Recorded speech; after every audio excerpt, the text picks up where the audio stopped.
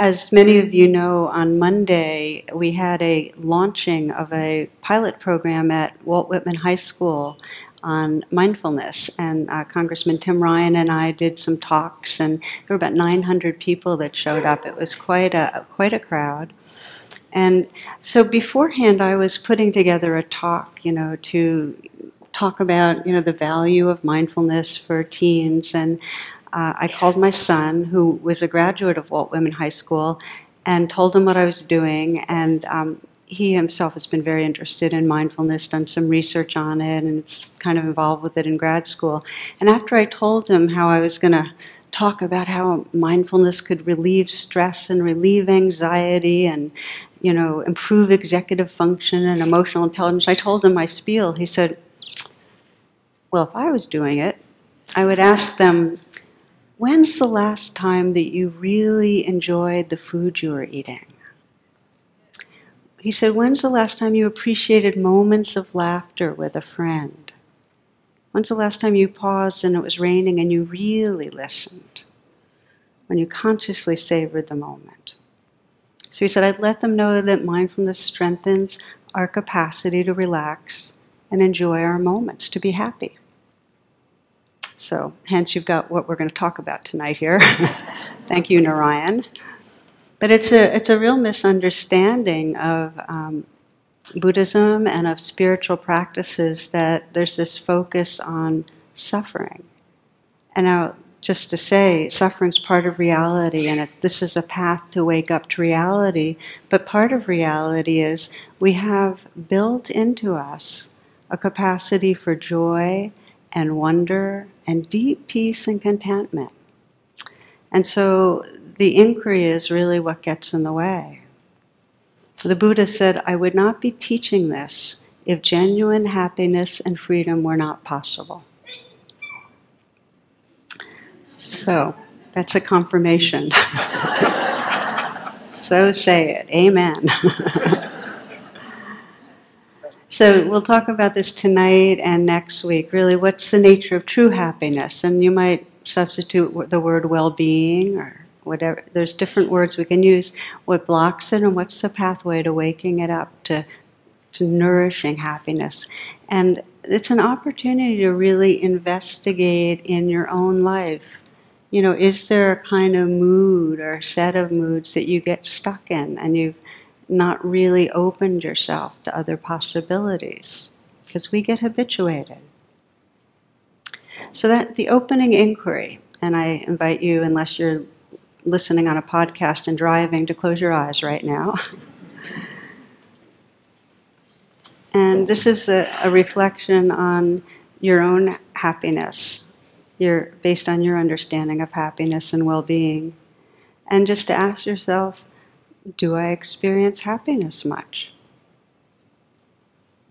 In the last few days, today.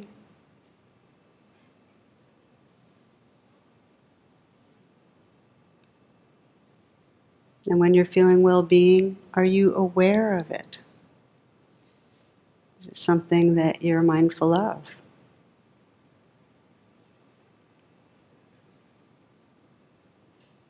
And do you have a sense of what gives rise to happiness when you're feeling it?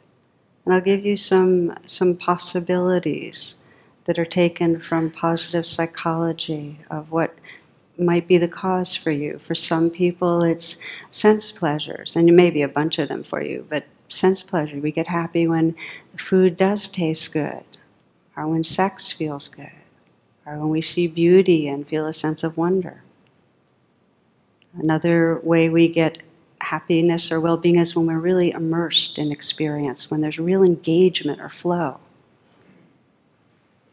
For some of us, it's when we feel relatedness with others. For some of us, we feel happy when there's a sense of meaning in our lives. There's perhaps serving or belonging to something larger.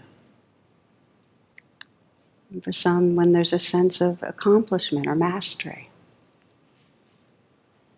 What's your sense for yourself? When you're happy, what is it that is the grounds of it?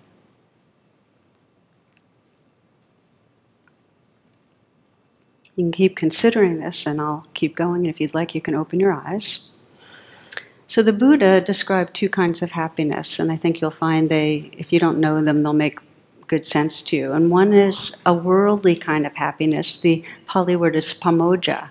And it's a happiness that is correlated with life going our way in some way. So it's, as I mentioned before, it might be happiness because of it's passing because of some pleasure that's going on, or some sense of gratification through the senses, or it might be being with a certain person, or it might be, or happy because something we've really been wanting to accomplish, we pulled it off. So that's called pamoja. That's the worldly happiness. It comes, it goes, and as we might imagine, it can be very wholesome, or it might not be so wholesome. The second kind of happiness, the Pali word sukha, and it's unconditional happiness. Think of it as happiness with no cause, happy for no reason. That's one of the best phrases in the world. Happy for no reason. And that's considered a place of freedom. So we'll start by looking at the first, at pamoja, this happiness that has cause, because it can be wholesome. It can be a helpful thing. It can create an atmosphere for more of that unconditioned happiness if we hold it lightly. Often we don't. But when it's fleeting, but it can be wholesome, where we really do enjoy that taste, or a great massage, or a perfectly placed compliment like, really, you don't look 60, you only look 58, that kind of thing. Or when our team wins the Olympics or the Super Bowl, and they've measured for men in particular, great surge in the happiness biochemistry. It really happens, and sometimes it's a bit longer lived, like the happiness in an accomplishment, or if we're hiking in a beautiful wilderness area, or immersed in a creative project, or happiness when we see our children happy. One of my favorite examples of pamoja, this passing happiness, was told by Maurice Sendak, who you know is the illustrator of children's books. He wrote that one day a little boy sent a charming card with a little drawing, and he loved it. So he answers all his mail, he says, but this one, sometimes it's hastily, but he said, I lingered over this one. I sent him a card and I drew a picture of a wild thing on it. I wrote, Dear Jim, I loved your card. Then I got a letter back from his mother. She said, Jim liked your card so much, he ate it. This to me was one of the highest compliments I'd ever received.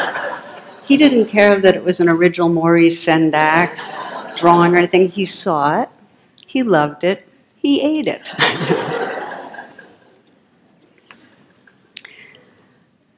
So as I'm mentioning, when happiness comes from these different causes, it can be a very wholesome experience, and we'll explore next week how it's really important to savor them.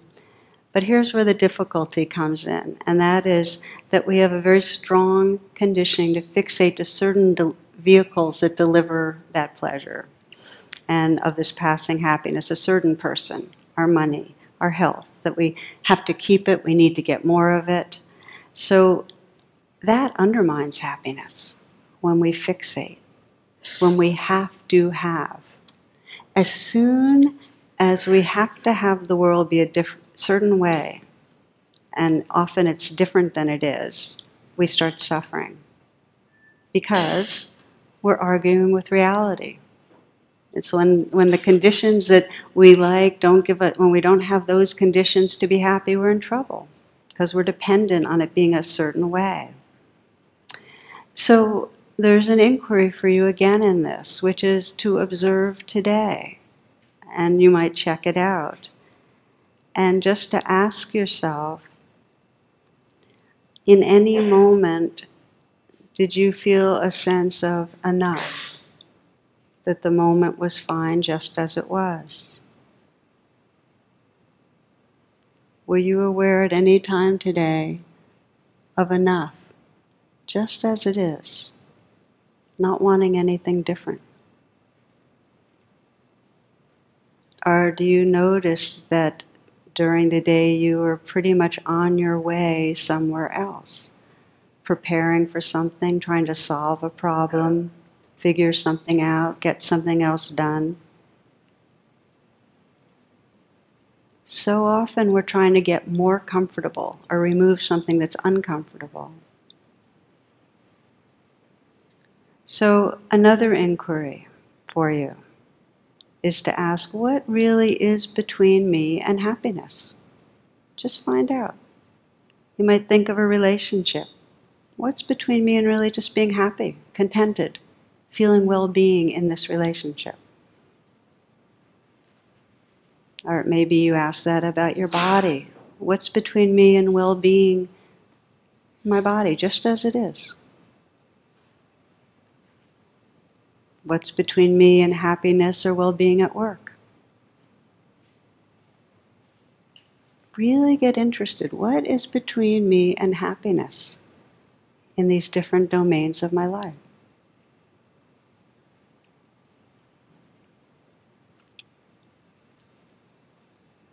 And notice if what you find is that whatever you're considering, there's a sense that in some way you're wanting it different. You want something more, something different. That there's a sense that something's missing. It's so interesting. As we begin to investigate well-being, we start seeing how the ego works. We start seeing the ego, or the spacesuit self, as I sometimes call it, that feels separate and is wired. It's really part of our survival wiring to pursue gratification and to avoid threat. And even when we've got some gratification, there's some sense of not enough. Some fear it's going to be taken away, because inevitably it will go. And to the degree that historically we had unmet needs, to that degree, our energy gets very occupied with constantly controlling and trying to get more and avoid bad things. That means we never sense enough. Just ask yourself right this moment, can you close your eyes? Can you feel the life that's right here in your body? And can you sense nothing is missing, nothing is wrong?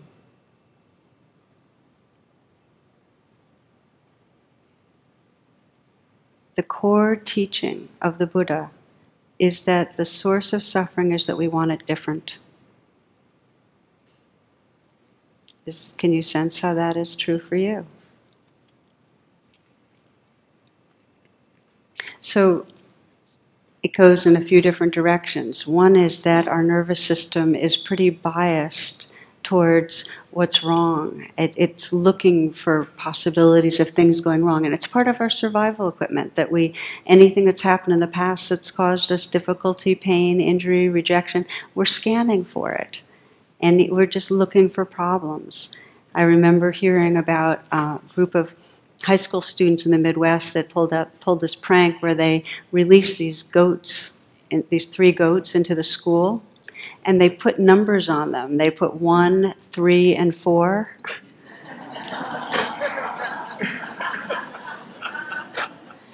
They canceled school that day because the staff was so busy looking for number 3. But you see what happens? We fixate on something, but we assume a problem. We're rigged to pursue also what will enhance. And there's a sense of never enough, and the more wounds, the more deprivation. We look for substitutes, for love, for safety, and we get addicted to them.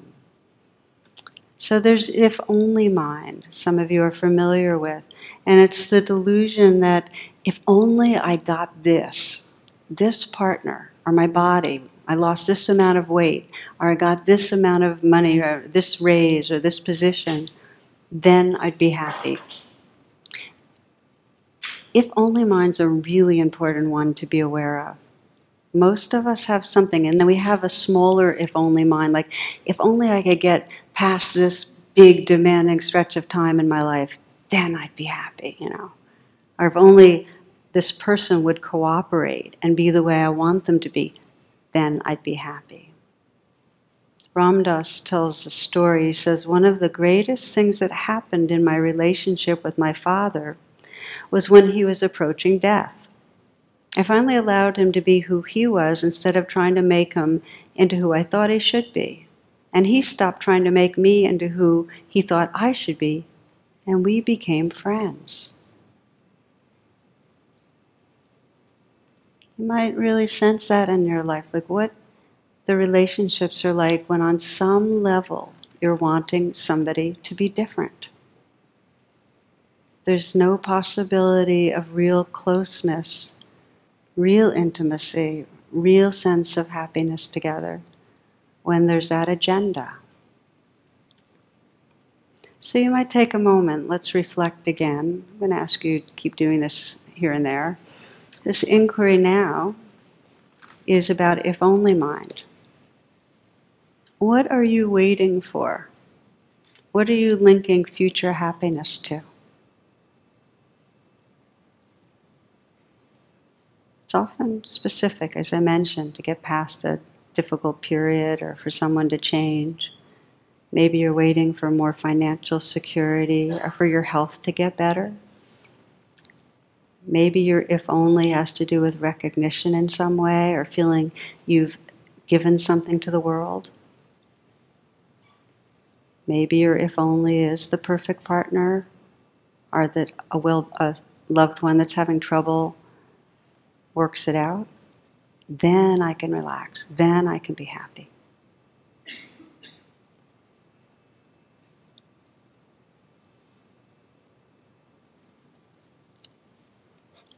See if you can physically sense if only mind. Can you sense how when you're really wanting something and you're waiting for it, there's a kind of leaning forward that now is not enough? It's kind of like you're skipping over now because you're waiting.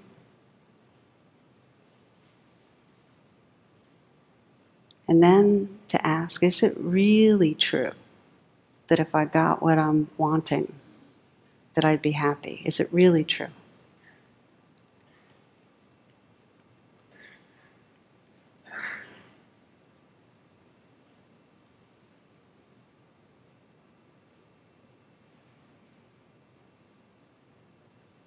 If we're in the habit of wanting, we keep on wanting, even after we get it. So here's the challenge with if only mind, that there's an illusion that we think we're going to be happy and it doesn't work. We're regularly wrong. And there's some really interesting research now. They followed 13 lottery winners, and found that winners are ultimately no happier than non-winners. They found that paraplegics usually become as content as people who can walk. That we anticipate good things happening will make us happier than we actually get, and that bad things will make us more miserable. We're not good at predicting, and we organize our life around how we think things are going to be. Some of you might remember the story of a young man who asked God how long 1,000,000 years was to him. And he said, God says, 1,000,000 years to me is just like a second to you. Then the young man said, God, what's $1,000,000 like for you? God says, $1,000,000 to me is just like a penny to you. Then the young man got up his courage and said, God, could I have one of your pennies? And God smiled and said, certainly, just a second.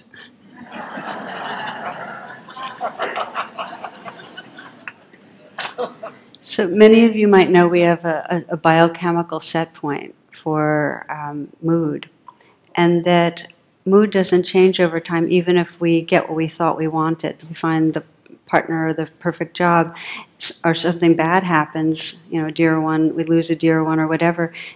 Whether it's good or bad, we go back to our set point in about 5 months. It's kind of interesting. So that's one reason that if only mind doesn't work, that it just doesn't deliver. The other reason is that while we're in if only mind, we're not here.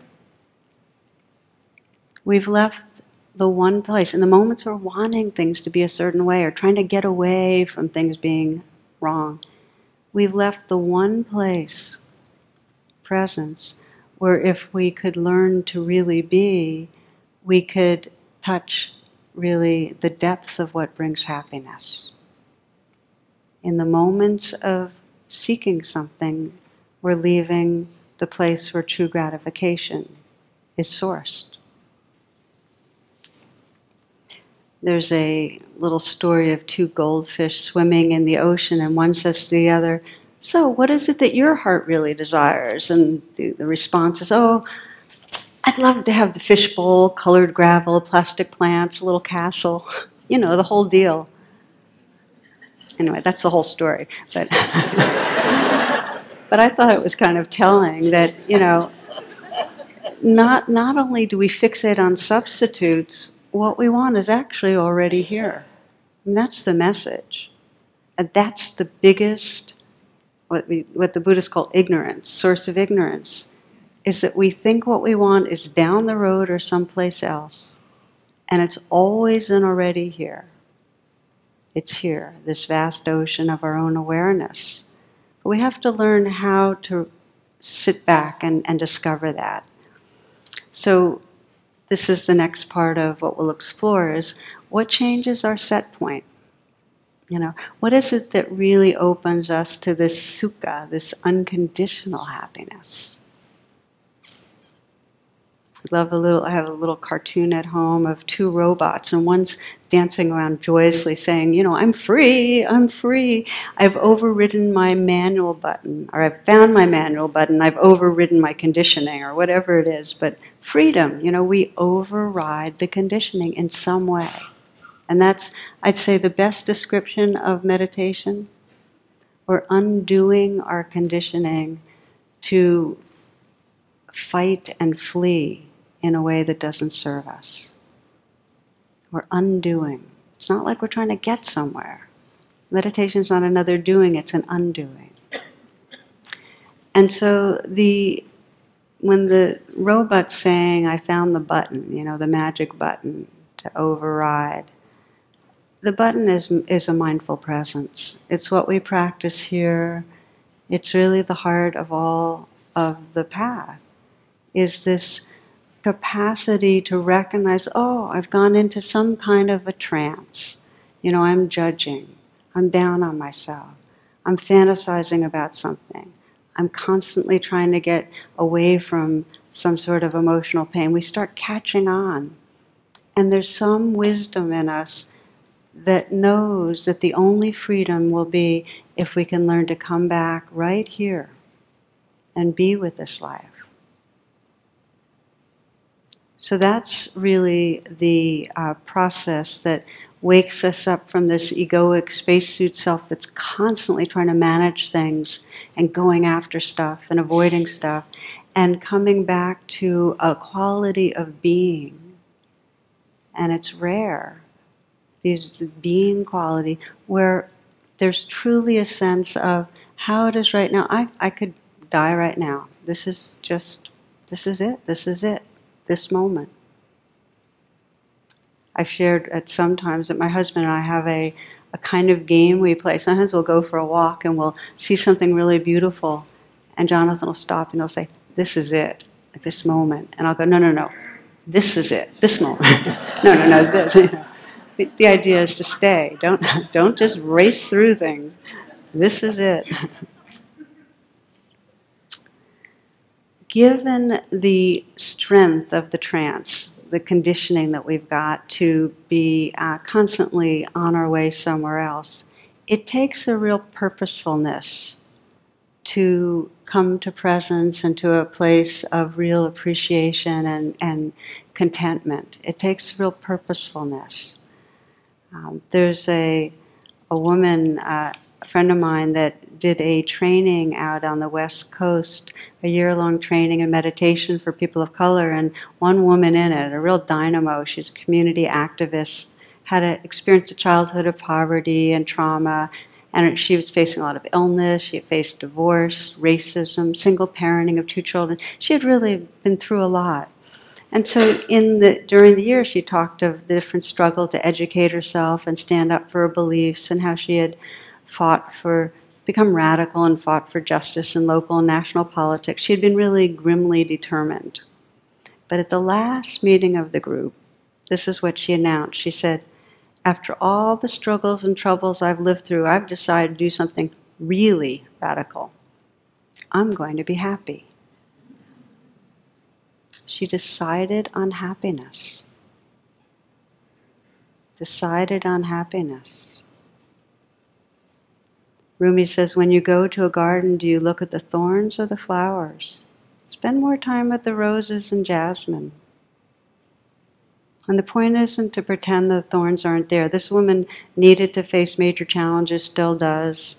But there's a liberating attitude that in the midst we can find refuge in presence, in open-heartedness. We can touch into our love for life, a deep contentment in the midst.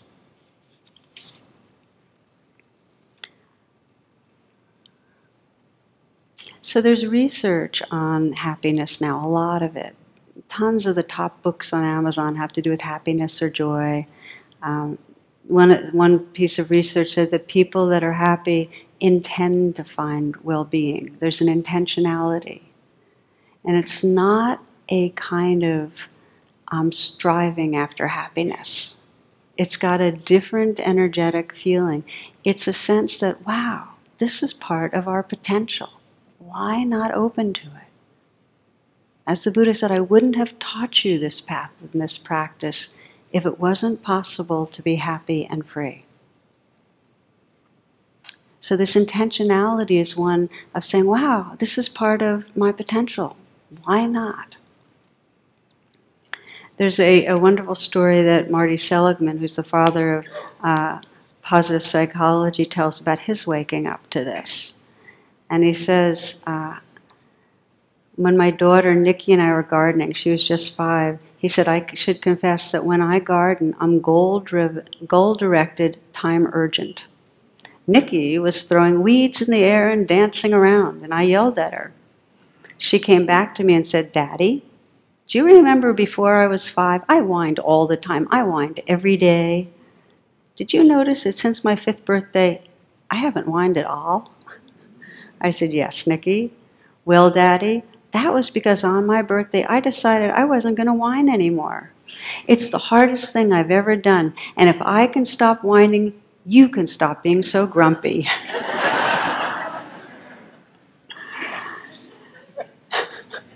So he writes, in a flash, I saw that she was right about me. I really was a nimbus cloud, and probably any success I had in life was not due to being a grouch, but in spite of it.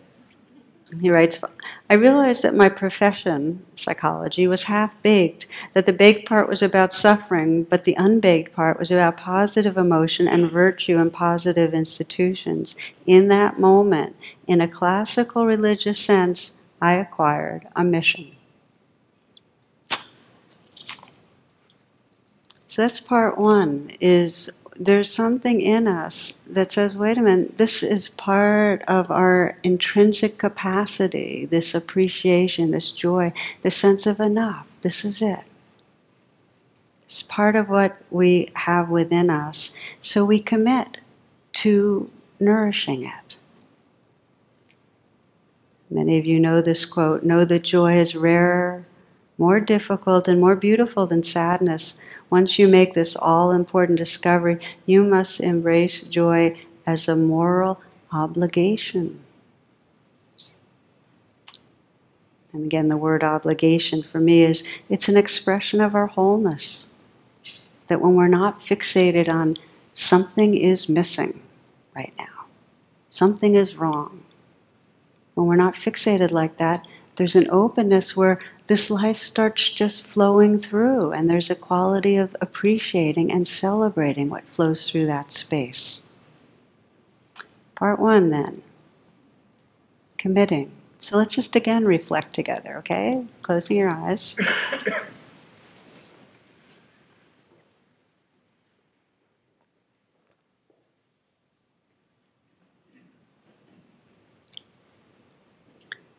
So, what happens to you when you let yourself say, I want to feel happy.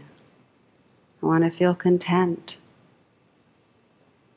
That well-being of enough. Just kind of pose that.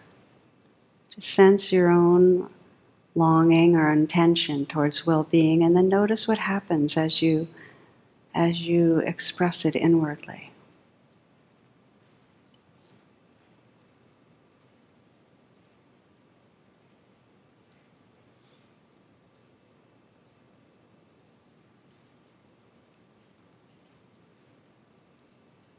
What do you notice? Do you have a sense of a doubt of what's possible?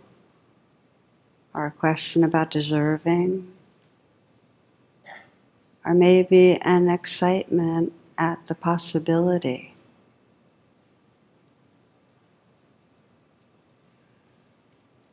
If we can begin to wake up that intention towards more wholeness, towards more joy, it energizes presence.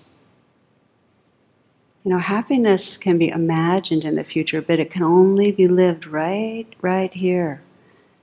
There's a Eskimo quote. It says, "Yesterday is ashes, tomorrow wood.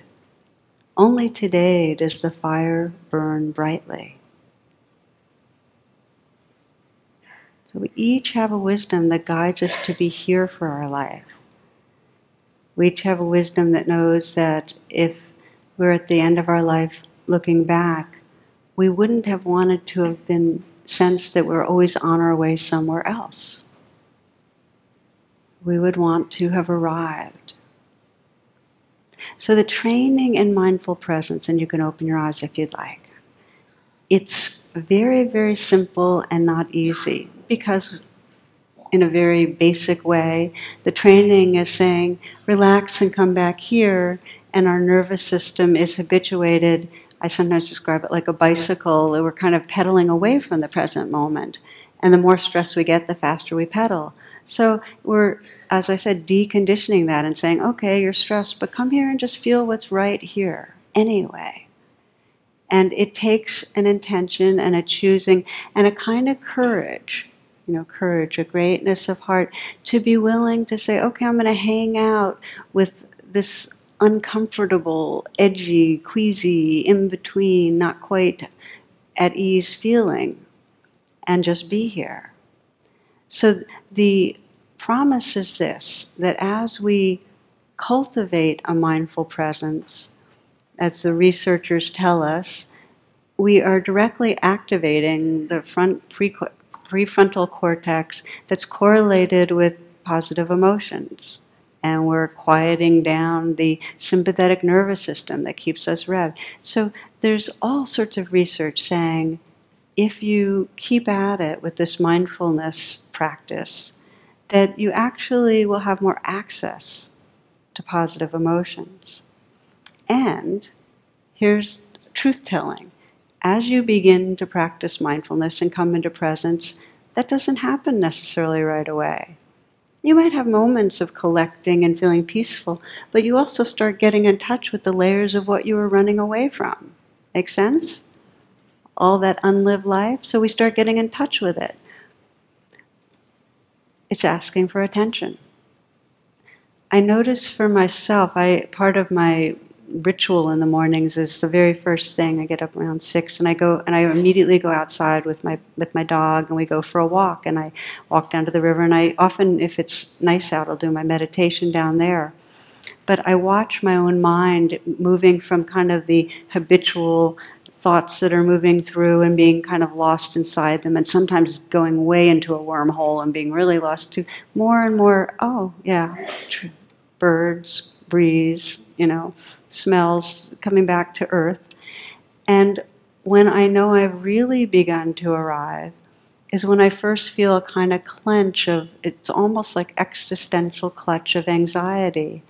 It's a kind of organismus thing of, what's around the corner that I'm kind of nervous about, that I've been holding my body, but my thoughts and my occupations have kept me from really sitting down into it. It used to be that when I'd feel that clutch, I'd go, oh no, okay, let's practice with it, breathe with it, da-da-da-da. Now it's like, this means I'm more here. And it's appreciating the here-ness, and the more I just keep staying and the more presence there is, it doesn't matter the content. Whether there's sadness or a clutch of anxiety, or whether there's, a kind of something comes up and a feeling of irritation or discomfort as I'm walking, our beauty, sounds of the river, seeing a bird I haven't seen, whichever way it goes, it's the fact that the presence is there that actually is creating the well-being. So it's not right away as we come into presence that there's a real sense of ease, because first we have these layers to be with and keep discovering more of a sense of the space that makes room for them. So this is sukha. This is the pathway to this unconditional happiness, which is where we choose presence. Where it's like no matter whether it's pleasant or unpleasant, we are more interested in presence than any trance that we take ourselves into. And we trust presence. That because the more we rest in it, the more we are the space that has room for whatever is playing through us. This is the happiness that changes our set point. Story for you that really inspired me. A woman shared her experience. She was in a mid-level security prison, and some friends of mine were teaching there, and after a meditation course, she wrote a little bit about her experience. She wrote how through that course, she said, they taught me how to just be, how to listen to the way my body feels, how to breathe without feeling I was going to drown. That took a lot of effort. Who would have guessed a person needs breathing lessons? Finally, I got that down. And I learned how to be still, really still. I learned where peace of mind lives. And then when I thought it couldn't get any better, I learned how I could move in the stillness. There's always one more skillful thing to learn. Mindfulness works wherever a person lives, however a person lives.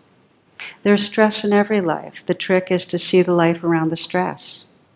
I look out my slit of a window and see the prettiest stars I've ever seen, because I can really see now. Why was I here for 15 years before I realized that I couldn't detect yellow flowers under the low-pressure sodium lamps in the courtyard? That's easy. I never bothered to slow down and pay attention. To be mindful. To realize that it's still okay. I am still okay, even if my best laid plans fall through. It is hard here to not make plans for when I go home. It is harder to face the realization that when I go home, might not actually ever get here. Those days make me have to be okay with today. As a Christian, I know I was never promised tomorrow. As a mindful person, I can see that this sky is pretty. This grass is green. If this is the only sidewalk I will ever get to walk on, I'm at a place where I can appreciate it's not always such a bad sidewalk. I have joy in pointing out Orion, the hunter, when I leave my meditation group on Wednesday night.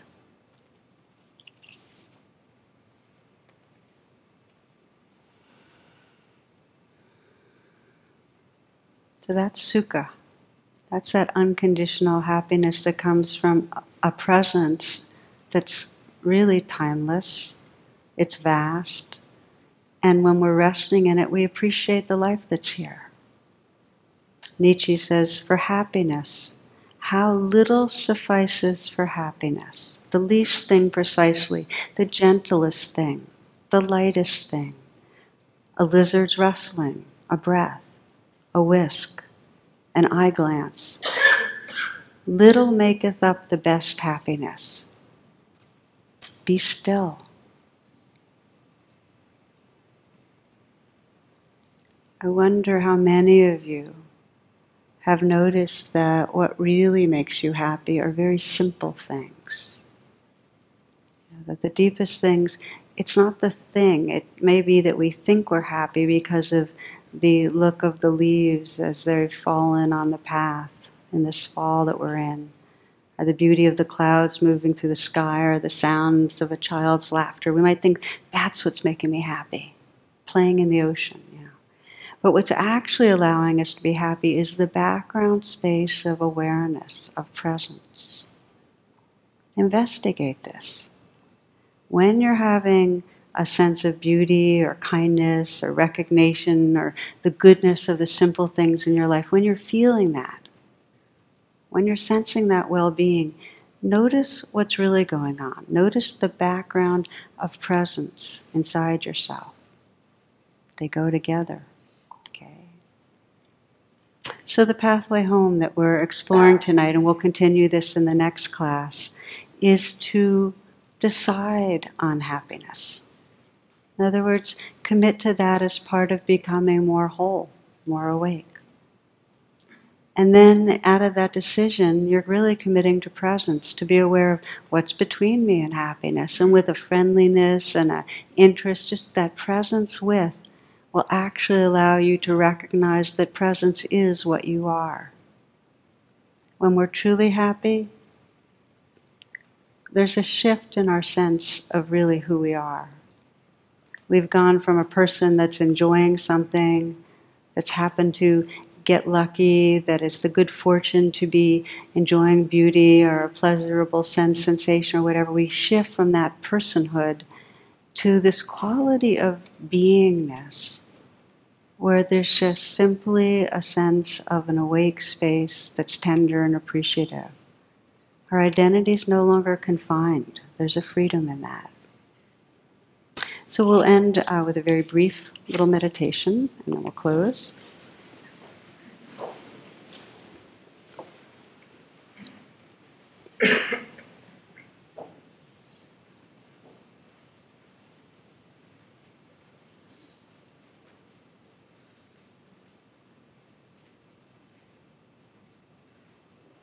And as you come into stillness and feel a pause right now, you might feel your intention to explore this open presence we've been talking about.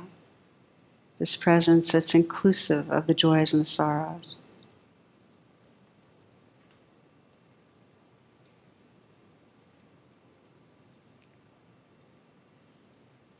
Just allow yourself to begin noticing, what's it like right now? What's it like in this moment? Because this is it. This is it right now. These sensations. Can you feel these sensations and relax with them?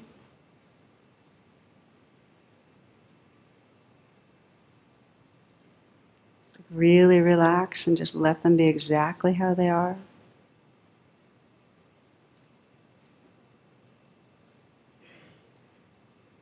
Can you feel the sensations and feelings of the heart and truly allow them to be just as they are? This is a profound yes to the experience of the moment.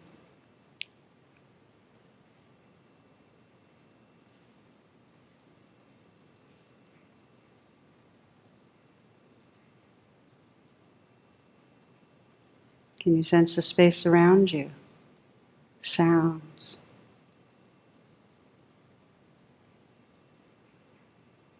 And just relax back and let them wash through. This open presence doesn't oppose anything. Doesn't go after anything.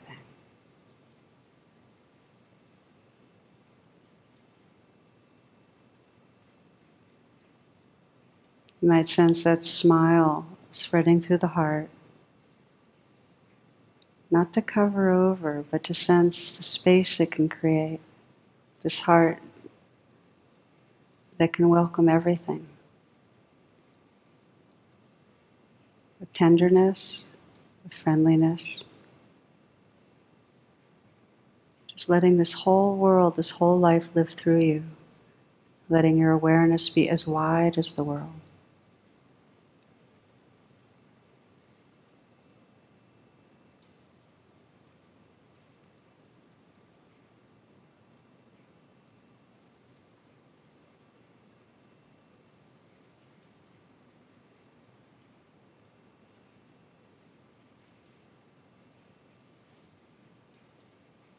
Lama Gendin Rinpoche writes this. He says, happiness cannot be found through great effort and willpower, but is already there in relaxation and letting go. Happiness cannot be found through great effort and willpower, but is already there in relaxation and letting go. Don't strain yourself. There's nothing to do. Let the game happen on its own, springing up and falling back, without changing anything, and all will vanish and reappear without end.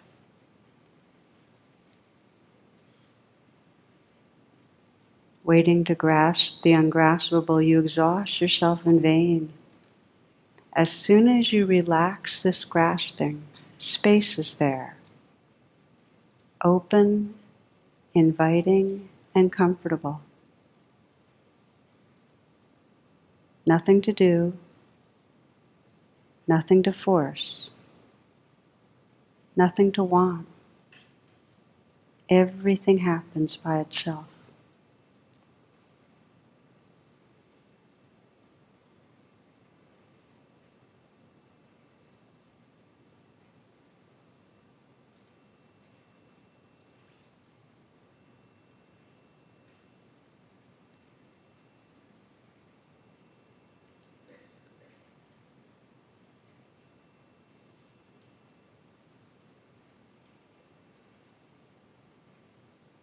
May we each awaken to this natural space of freedom, of loving presence, of happiness. And may the ripples of our well-being touch and awake and heal and nourish all beings everywhere. Namaste. Thank you for your attention.